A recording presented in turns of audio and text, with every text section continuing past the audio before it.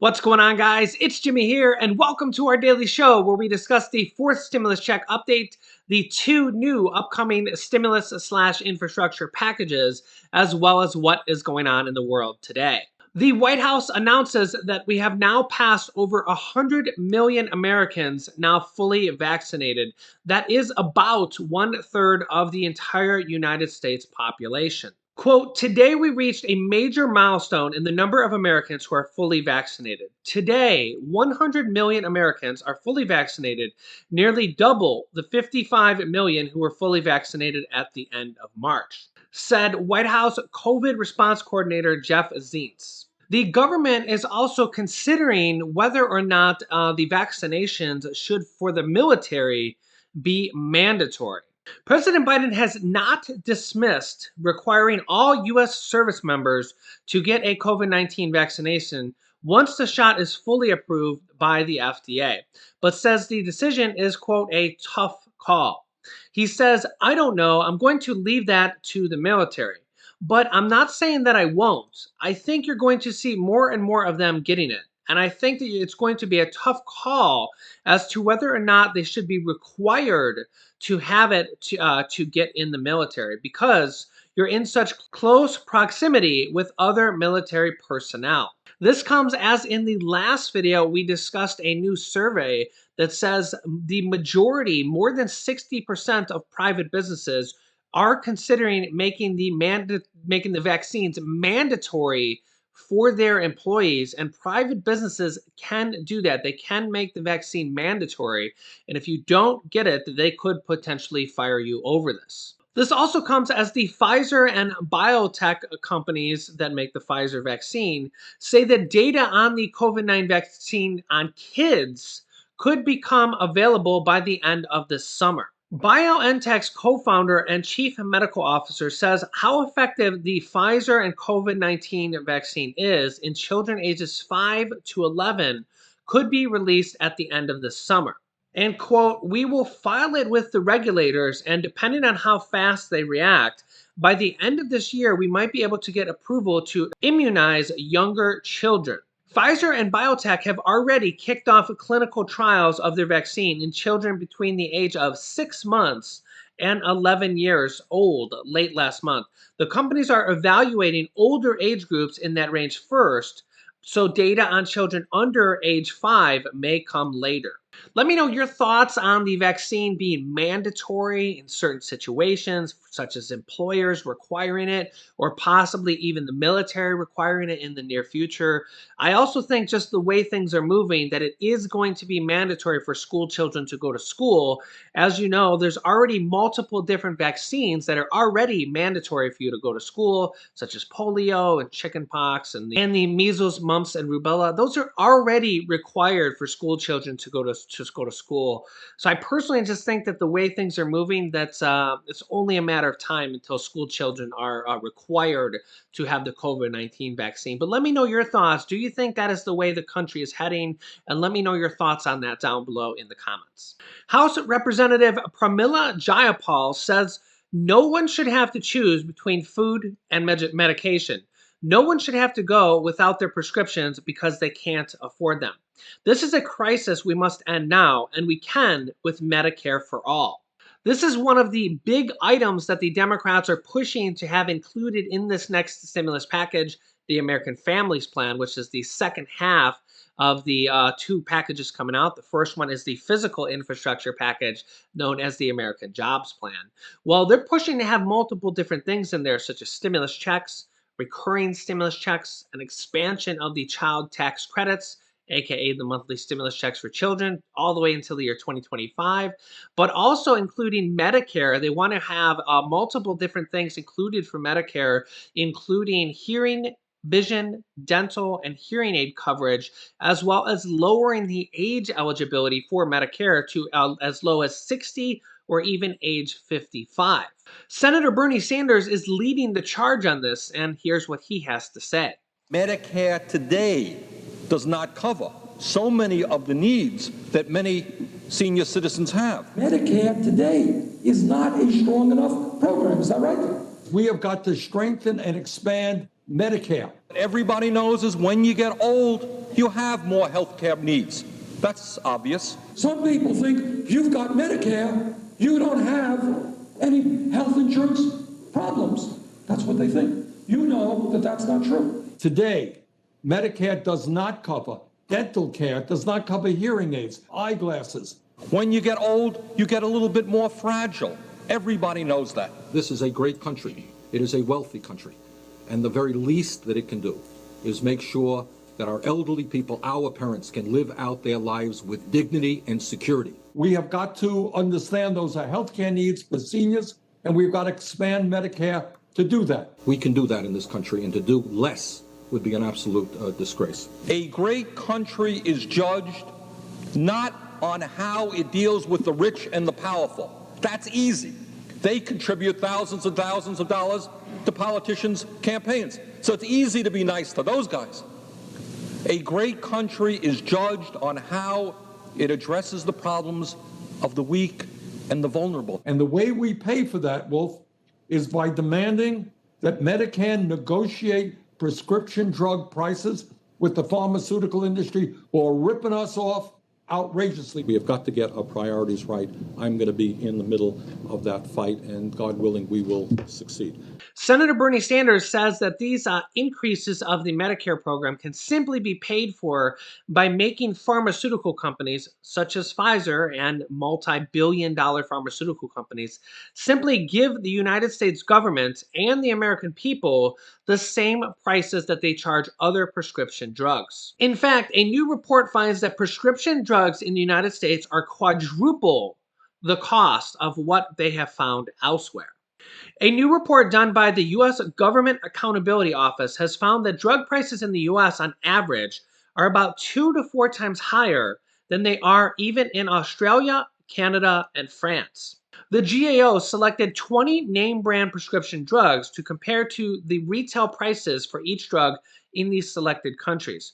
While some drug prices were lower, some net prices for the drugs in the US were as much as 10 times higher than they were for the same prescription in other countries. Quote, for the drugs in our review, for which we had pricing data for all 3 selected comparison countries in 2020, the U.S. estimates that the price at the manufacturer level were about 4 times higher than the gross prices in Australia, France, and about 2.5 times higher than those in Canada.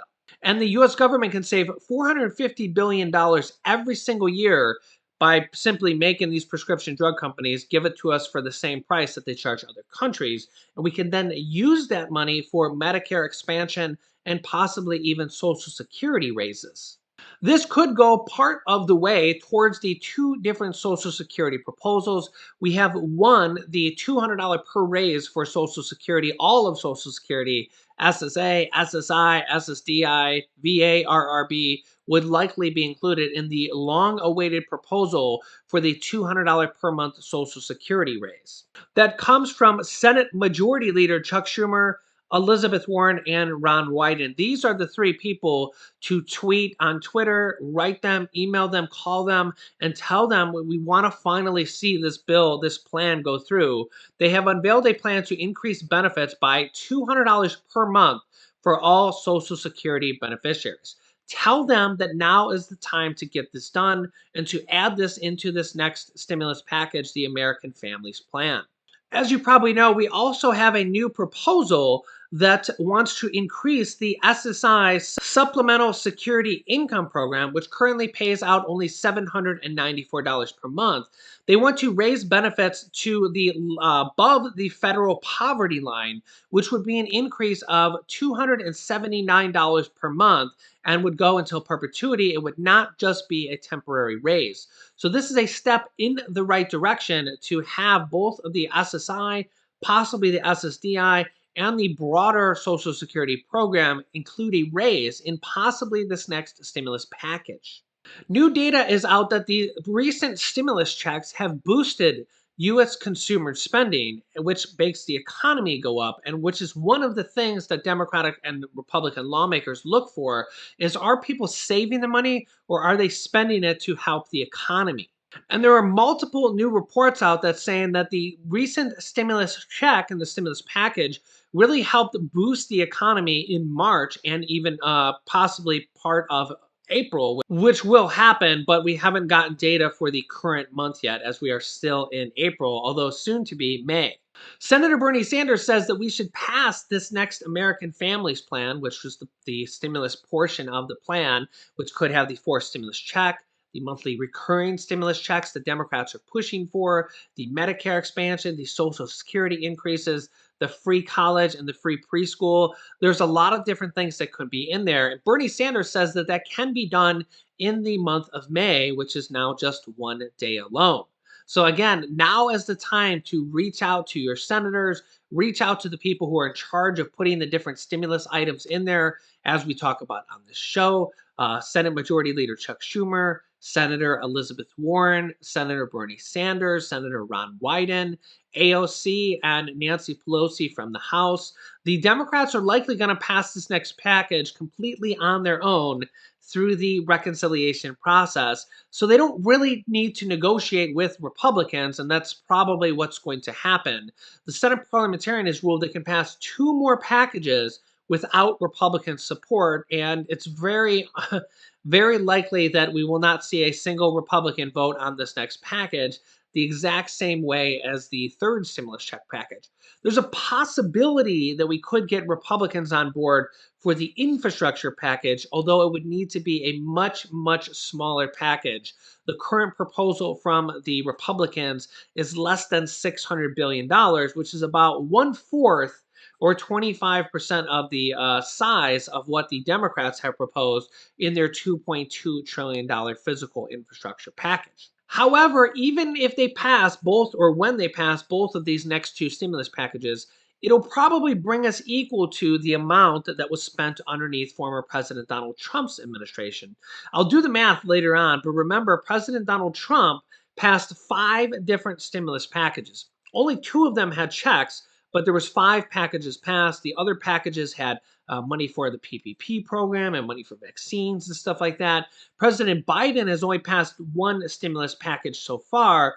The first package underneath former President Donald Trump, the CARES Act, was actually more money than President Biden's package. So I see a lot of people say that Biden's spending out of control, and that's not really the case yet, at least, as Biden's only passed 1 package and former President Donald Trump has passed 5 packages. Although we will see in the future, again, I stay impartial. I give it to you straight down the middle. I'll give you the facts. And the facts are that former President Donald Trump passed 5 packages. President Biden only passed 1 package so far, and President Trump's first package alone was more than President Biden's. So I'll keep you up to date on all these as it comes out forward in the near future. Another key provision that is becoming available right now from the third stimulus check package is health insurance benefits. The government says that millions of people will now qualify for completely free health insurance through the government website healthcare.gov. Also, they have big savings for, as you can see here, early retirees and laid off workers. In fact, laid off workers are supposed to get completely free COBRA coverage from the third stimulus check package up to 1 year. Although I've seen several reports that says getting the free COBRA coverage so far has been a hurdle to do. Let me know if you've been laid off and you've lost your job recently and you've tried to get the free COBRA healthcare coverage from the government from this third stimulus check package, and what your experience has been. I know it's been pretty difficult from what I've read, but I'd love to know your experience if that affects you. I also know and have been reading your comments that there are still dozens of states that are struggling to get the unemployment payments out. In fact, we've seen over about a month backlog right now of states that can't figure out how to send out the $300 per month unemployment boost, as it was continued on from the third stimulus check package. It's still the same boost of $300 per month, and yet states are completely dumbfounded and don't know what to do. It's the same exact money. It's $300 per week, and these states are just completely, like, their systems are so far behind, man. I'll tell you, government computer systems. I don't know if they're running on DOS or CompE 386, but All they did was extend it. The $300 per week, it was already passed from the second stimulus check package. They extended it in the third before it even lapsed. And yet there's dozens of states that are literally can't pay out the $300 per week boost. Some states are having trouble even paying out their regular state benefits. And it almost makes you wonder what they're doing out there. And each state has their own unemployment system. So that kind of compounds the problems because you got 50 different states working the problem in 50 different ways with 50 different computer systems.